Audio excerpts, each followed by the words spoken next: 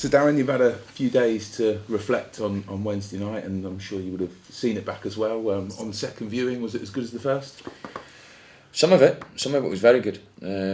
First half, we some really good football, cut through them. The formation gave them a real problem. Just once or twice the finishing bits, like Sammy's chance. Obviously, Jack scored straight after it. But first half, I thought we were well on top. Thought we controlled the game well. Just the transitions in terms of them counter-attacking, we knew that would be a threat if we got control of the game. But we seemed to deal with that okay. The disappointing thing was to concede such a soft goal straight after going ahead. So, yeah, I was pleased in general with the first half and just said to the players at half-time, look, don't let the goal affect us. You know, if it was 0-0 as it could have been with 5 minutes to go in the first half, it was. But we started the second half really sloppy and really poor on the ball. And Hull got on top of us because of that. And I think when they missed the penalty, it gave us a real boost, and obviously they went the other way and we started getting on top, and it was a great goal to win it. So, like every game, or most games, pleased with quite a bit of it, in fact, and obviously things to learn from it as well.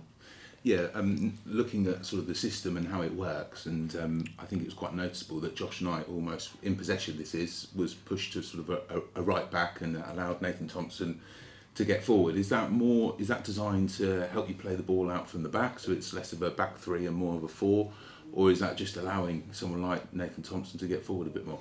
No, we play, when we play a back three, it can be a back five, a back three, it can be a back four. You know, what you've just said there, it's overloading different areas with different players. Knight, he does it well, he steps in. Tomo does it well when he plays there. Ronnie obviously does it well. And the work we did, or we do in the formation, you know, there's different ways of how we want to play it, so I don't want to give too much away. No, I understand. And doubly satisfying for yourself, because whether it was the pundits, whether it was the fans, one or two people was starting to panic, and then you've named the same system, the same personnel, you've held your reserve, and you've been rewarded for that. That must be a positive for yourself. Yeah, I can't listen to all the noise, and I don't go on social media. I don't. It's probably a good thing when you're losing games, I would imagine. Even at the best of times when you're doing well, people always want to criticise because it's an easy thing to do. But I can only prepare and organise a team and do my job, and it's important that I'm steady all the way through and I don't lose focus of what I'm doing. In terms of we're losing games, I can't get too down about it, and I can't start panicking. If we're winning games, I don't get too carried away. I've got to be, I think through my experience, I can stay quite level. So when I looked and analysed the game against Middlesbrough and went through it with the players, I felt the performance was good up to a point, and the point was obviously the last bit. And that's what I said to the players, and that's what I showed the players. But I felt the performance was fine to keep the same team. And then you get the performance against Hull. It wasn't a magnificent performance, but it was one that I felt deserved to win the game. And how's the squad reacted in terms of injuries? Everyone fit and ready for QPR? Yeah, I mean, it will pretty much be the same 18. Kwame Poko's he won't be available again. He's just got a problem with his knee, but not a big one. He'll train again Monday. Randall and Ricky will train in 2 weeks. They're both running. So, but for tomorrow, there will be nothing else. And Queen's Park Rangers doing very well at the moment. Good team, good manager, experienced. Real style and identity how they play. Similar system to ourselves. 3 at the back. Real rotation in it. Good team, as you would expect. Got real threats up front. I say the same about most championship teams. Certain things in terms of what we've worked on today, we'll have to do very well against them. But we're at home. We want to be, putting on another good home performance, because I feel our home performances are good. We want to build on Wednesday. And I've said quite a few times this season, if you can manage to get back-to-back wins in this league, it makes a big difference. We haven't done that yet. We should have done it when we beat Derby, and then we lost to the last minute to Cardiff for the draw. It makes a big difference. It really does, and that's what we're trying to do, obviously, tomorrow. And they've conceded a few as well, so there's a possibility there with your attacking brand of football to make them pay. Yeah, I think it'll be a good footballing game, and I think there's certain things we've spoke about and showed the players. as in for every game of preparation. And I've watched their game from the other night, and I've watched the game on Saturday against Fulham. So yeah, they're clear in what they want to do, and and how they want to play, and that's not going to change. So sometimes there's not too much complication about what they're doing in terms of I know how I want to play against them, and the players now know. And it's a manager you've come up a few times in your career as well.